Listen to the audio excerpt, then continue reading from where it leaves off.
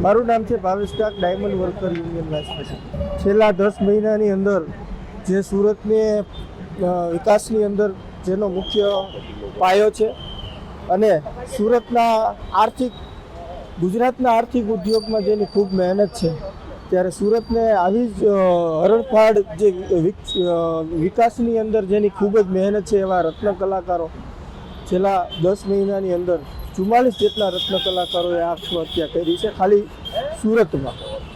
આવડો મોટો diamond industry છે, ડાયમંડ ઇન્ડસ્ટ્રીની અંદર આવડા ધનાઢ્ય વ્યક્તિઓ છે, તો ડાયમંડ ઇન્ડસ્ટ્રીની અંદર જે રત્ન કલાકારો સુસાઇડ કરે છે એમને સરકાર મદદ નથી કરતી।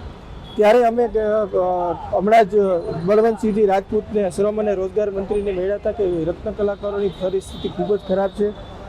ઇઝરાયલ અને હમાસનું યુદ્ધ હોય, રશિયા અને યુક્રેનનું યુદ્ધ હોય, તો આ બંને યુદ્ધના કારણે આપણને ક્યાંય ને ક્યાંય રફ ડાયમંડ આવવાની ક્યાંય ને ક્યાંય કાપ મુકાણો છે, જેના કારણે હીરા ઉદ્યોગની અંદર આ મંદીનો માહોલ છે। પરંતુ જ્યારે સારો વાતાવરણ હોય હીરા ઉદ્યોગની અંદર, ત્યારે રત્ન કલાકારોને 15-12 કલાક કામ કરાવી લેતા હોય છે ઇન્ડસ્ટ્રીયાલિસ્ટ।